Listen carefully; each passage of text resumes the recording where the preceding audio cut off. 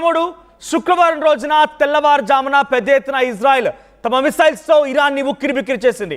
అక్కడ నతన్జా ప్రాంతాన్ని, Tehran ప్రాంతాల్ని, Tabriz, ఇసాఫహాన్ ప్రాంతాల్లో పెద్ద ఎత్తున దాడులు చేసింది ఇజ్రాయెల్. అప్పటి నుంచి మొదలైంది ఈ యుద్ధం. అయితే ఈ రోజుతో సుమారుగా భీకరంగా కొనసాగుతుంది. అయితే ఈ యుద్ధం నేపథ్యంలో భారత్ కూడా ఎంట్రీ ఇచ్చింది. తమ ప్రజల్ని కాపాడుకోవడం కోసం భారత ప్రభుత్వం ఆపరేషన్ సింధు పేరుతో తమ ప్రజల్ని, తమ పౌరులని అందరినీ కూడా కాపాడుకోవడం కోసం రంగంలోకి దిగింది. అయితే అక్కడటువంటి ఇరాన్ ఎంబసీ అధికారులు కూడా భారత్ ఎంబసీకి సహకారం అందిస్తూ ఉన్నారు. అయితే ప్రస్తుతానికి ఇప్పటికే 110 మంది విద్యార్థులని అర్మేనియా మీదుగా వారందరినీ కూడా తరలించింది. 110 మంది విద్యార్థులు కూడా ఇప్పటికే భారత్కి చేరుకున్నారు. అయితే ఈ విషయంలో జూన్ 18న ఈ ప్రత్యేక విమానంలో వారంతా కూడా అర్మేనియాకి 17th జూన్న వారంతా క్రాస్ అయ్యారు. అక్కడి నుంచి సుమారుగా 18వ తేదీ రోజున వారంతా కూడా ఎరవన్ నుంచి ఒక స్పెషల్ ఫ్లైట్ ద్వారా ఢిల్లీకి చేరుకున్నారు. ఢిల్లీలో చాలా సేఫ్గా ల్యాండ్ అయ్యారు. వారి స్వగ్రామాలకు వెళ్ళిపోయారు. వారి తల్లిదండ్రులు చేరుకున్నారు. ఆ దృశ్యాలు ఎక్స్క్లూజివ్గా మీరు ఆర్టీవీ స్క్రీన్ పైన చూస్తున్నారు. అయితే సుమారుగా ఇప్పుడున్నటువంటి సమాచారం మేరకు ఇరాన్లో ఇంకా 10,000 మంది భారతీయులు ఉన్నారు. వారందరినీ సురక్షితంగా ఇదే స్థాయిలో బయటికి తీసుకురావడం కోసం ఆపరేషన్ సింధు పేరుతో భారత ప్రభుత్వం ముందుకు వెళ్తోంది. దీనికోసం తెహరాన్లో నుంచి అటు ఇరాన్ ఎంబసీ అధికారులు కూడా సహకారం అందిస్తున్నారు. తెహరాన్ మషాద్ ఇంటర్నేషనల్ ఎయిర్పోర్ట్ నుంచి వారందరినీ కూడా తరలించేందుకు ఏర్పాట్లు జరుగుతున్నాయి. 10,000 మంది భారతీయులని సురక్షితంగా స్వదేశానికి తీసుకొచ్చేందుకు కేంద్రం అన్ని ఏర్పాట్లు చేసింది. దీంతో పాటుగా ఆపరేషన్ సింధు పేరిట కొన్ని హెల్ప్ లైన్ నెంబర్స్ కూడా జారీ చేసింది. ఆ హెల్ప్ లైన్ నెంబర్స్ ద్వారా తమ ప్రజలు ఎవరైనా కనుక, తమ బంధువులు, తన ఫ్రెండ్స్, తన ఇంట్లో వాళ్ళ కుటుంబీకులు ఎవరైనా కనుక ఇరాన్లో ఉన్న మనమైనా చేసి సమాచారం అందించవచ్చు. లేదంటే అక్కడి ప్రజలకు డైరెక్ట్గా ఆయా నెంబర్లకి ఇరాన్ ఎంబసీ సంబంధించిన నెంబర్లవన్నీ కూడా ఇరాన్ ఉన్నటువంటి ఇండియన్ ఎంబసీకి సంబంధించిన నెంబర్స్ అవన్నీ కూడా అక్కడ అధికారులకి ఫోన్లు చేసి మన సమాచారం అందిస్తే వాళ్ళు ఎక్కడున్నారు ఏంటి అన్ని పసిగట్టి వారందరినీ సురక్షితంగా ప్రత్యేక విమానాల ద్వారా భారత్కి చేర్పించే అవకాశం కనబడుతోంది. ఇప్పటికే టెహరాన్ ఎవాక్యువేట్ అయినటువంటి వార్నింగ్ డొనాల్డ్ ట్రంప్ ఇచ్చారు. ఇజ్రాయెల్ కూడా అదే చెప్తోంది. యుద్ధం మరింతగా తీవ్రతరమయ్యే అవకాశం కనబడుతోంది. ఇజ్రాయెల్ ఏమాత్రం వెనక్కి తగ్గడం లేదు. అదేవిధంగా ఇరాన్ కూడా వెనక్కి తగ్గడం లేదు. ఈ నేపథ్యంలోనే ఇరాన్లో ఉన్నటువంటి తమ ప్రజల్ని మొత్తాన్ని కూడా వెనక్కి తీసుకొచ్చుకోవాలని ఒక లక్ష్యంతో భారత ప్రభుత్వం సిద్ధమైంది. ఆపరేషన్ సింధుని ప్రారంభించింది. మీరు చూస్తున్నారా విజువల్స్ ఎక్స్క్లూజివ్గా ఆర్టీవీ స్క్రీన్ పైన. అటు ఎంబసీ అధికారులు అంతా ఏకమైపోయి తమ విద్యార్థులందరినీ కూడా వెనక్కి తీసుకొచ్చుకుంటున్నారు. సుమారుగా మొదటి బ్యాచ్లో 110 మంది విద్యార్థులు చాలా సేఫ్గా ఢిల్లీ ఎయిర్పోర్ట్లో ల్యాండ్ అయ్యారు. 19వ తేదీన వారంతా కూడా ఢిల్లీకి చేరుకున్నారు. అయితే ఇప్పుడు మరికొంతమందిని కూడా తీసుకురాబోతున్న రకంగానే బ్యాచ్ల వారీగా వారంతా కూడా మరోసారి రాబోతున్నారు. 10,000 మంది భారతీయులు అక్కడ ఉన్నట్టు తెలుస్తోంది.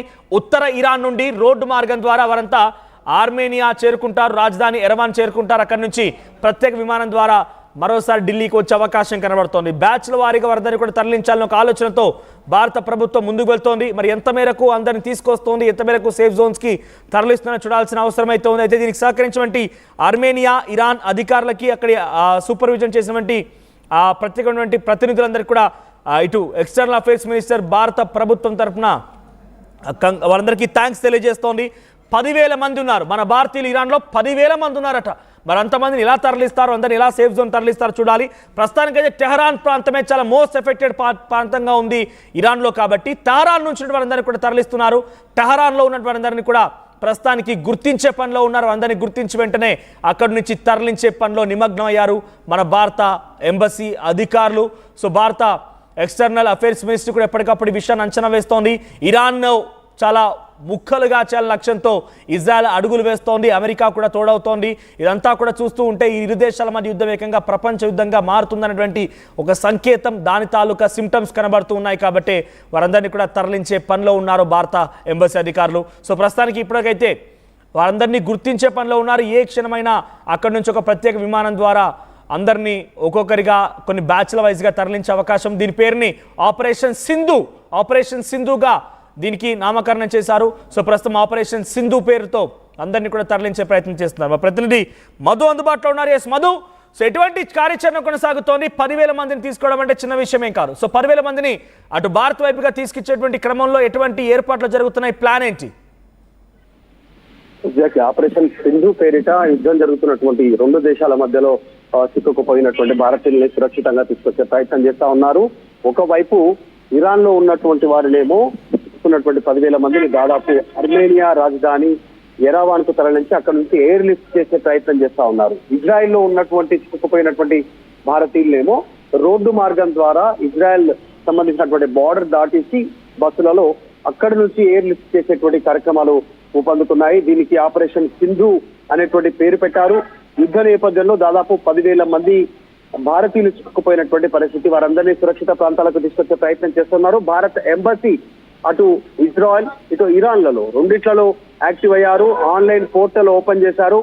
ఎవరైతే భారత్ తిరిగి రావాలనుకుంటున్నారో ఏ ప్రాంతాల్లో ఉన్నారో ప్రస్తుతం ఎక్కడ వాళ్ళు స్టే చేస్తున్నారో ఆ వెబ్సైట్ లో నమోదు చేసుకోవాలి. వారి పేర్లు అన్ని కూడా డీటెయిల్స్ అని మెన్షన్ చేశారు. ఆన్లైన్ లో ఇమీడియట్ గా వాళ్ళు నమోదు చేసుకున్న తర్వాత భారత్ ఎంబసీ స్పందిస్తుంది. అక్కడ ఉన్నటువంటి అధికారులతో ఆ దేశ అధికారులతో మాట్లాడి అక్కడ ఎంబసీతో మాట్లాడి ఏర్పాట్లు చేసి వారిని సురక్షితంగా దేశాలు ఇరాన్ ఇజ్రాయెల్ దేశం తరలించి భారత్ తీసుకొచ్చేటువంటి విధంగా కార్యాచరణ రూపొందిస్తా ఉంది. దాదాపు ఇప్పటికే 110 మందిని భారత్ సురక్షితంగా భారత్ తీసుకొచ్చారు. ఆపరేషన్ సింధు పేరిట యుద్ధం తీవ్రమవుతా ఉంది. ఇది ఇప్పట్లో ముగిసేలా కనిపించట్లేదు. మరింత తీవ్రమయ్యే అవకాశం ఉంది. ఇటు ఇజ్రాయెల్ శపథం పూడుతా ఉంది. అమెరికా వార్నింగ్ ఇస్తా ఉంది ఇరాన్ అధ్యక్షుడికి ఖమేనీకి. ఖమేనీ ఎక్కడ దాక్కున్నా ఖచ్చితంగా మట్టు పెడతాం, ఆయన అంతంతో యుద్ధం ముగుస్తుంది అనేటువంటిది ఇటు ఇజ్రాయెల్ స్టేట్మెంట్ చేసింది. ఇరాన్ కూడా అదే రీతిలో దాడులు పెంచుతూ పోతా ఉంది. పబ్లిక్ ప్లేసెస్ లను కూడా టార్గెట్ చేస్తా ఉంది. నివాస ప్రాంతాలను కూడా ఇరాన్ ఇజ్రాయెల్ రెండు టార్గెట్ చేస్తున్నటువంటి సిచ్యువేషన్ ఉంది. కాబట్టి ఇప్పట్లో యుద్ధం ముగిసే పరిస్థితి లేదు కాబట్టి అలర్ట్ జారీ చేసింది ఇండియన్ ఎంబసీ. అందరూ ఆన్లైన్ పోర్టల్ ద్వారా నమోదు చేసుకుంటున్నారు. సురక్షితంగా వాటిని తీసుకోవడానికి తీవ్రంగా ప్రయత్నాలు కొనసాగుతున్నాయి ఎంబసీ ఆధ్వర్యంలో. ఎప్పటికప్పుడు ఈ అంశాన్ని విదేశాంగ శాఖ పర్యవేక్షిస్తా ఉంది.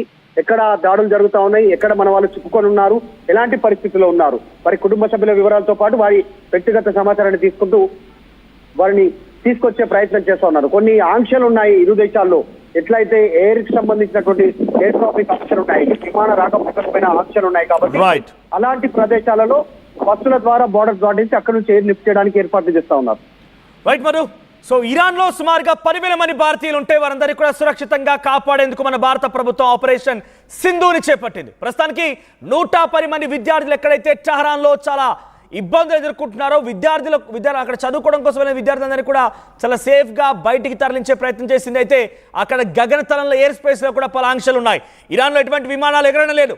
ఇరాన్ భూభాగంలో నుంచి ఏ విమానం కూడా పైకి లేవడం లేదు, గగనతలంలోకి చేరుకోవడం లేదు. ఇరాన్ కూడా ఆ రకంగానే ఆంక్షలు విధించింది. ఇజ్రాయెల్ కూడా అదే రకంగా ఆంక్షలు విధించింది. ఈ నేపథ్యంలోనే అక్కడ విమానాలు లేవు కాబట్టి వారందరినీ ప్రత్యేక విమానాల ద్వారా తరలించే అవకాశం కనబడుతోంది.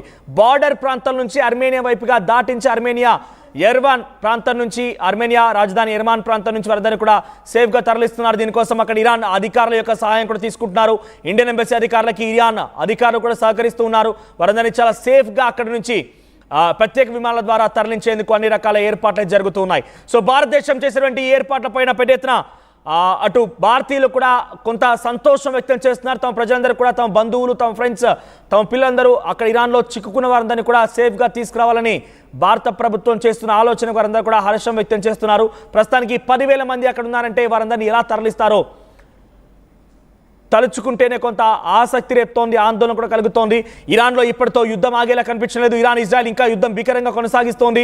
ఇజ్రాయెల్ ఇప్పుడు నేను ఈ వార్త చెప్పే సమయానికి కూడా తెల్లవారుజామున అక్కడ 9 గంటల ప్రాంతం వరకు కూడా ఈ దాడులు కొనసాగుతున్నాయి. ఇక్కడ సమయం 12:30 కావస్తోంది. అక్కడ ఎగ్జాక్ట్గా 9 గంటలు, సుమారుగా 10 గంటలు కావస్తోంది. సో నేను చెప్పేటువంటి ఈ వార్తా సమయంలో కూడా అక్కడ దాడులు జరుగుతున్నాయి. ఇజ్రాయెల్ ఇరాన్ పైన ఇంకా భీకరంగా దాడులు చేస్తూనే ఉంది.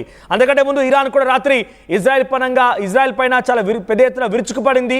ఈ దాడులు ఇప్పటితో ఆగేలా లేవు. అమెరికా ఇజ్రాయెల్కి సపోర్ట్ చేస్తుంటే రష్యా, చైనాలు ఇరాన్కి సపోర్ట్ చేస్తున్న 21 దేశాలు ఏకమయ్యాయి. ఏ క్షణమైనా ఇది ఒక భారీ విస్ఫోటనానికి, భారీ ప్రపంచ యుద్ధానికి దారితీసే సంకేతాలు, సిమ్టమ్స్ కనబడుతున్నాయి. కాబట్టి భారత పౌరుల యొక్క రక్షణే ముఖ్యంగా భారత ఎక్స్టర్నల్ అఫైర్స్ మినిస్ట్రీ ఈ చర్యలు చేపట్టింది. సో మీరు కూడా ఎవరైనా అక్కడ ఇరాన్లో మన వాళ్ళు ఉన్నారనుకుంటే కనుక వెంటనే మీరు కూడా సమాచారం అందించవచ్చు. లేదంటే వారికి కూడా కొన్ని హెల్ప్ లైన్ నెంబర్స్ని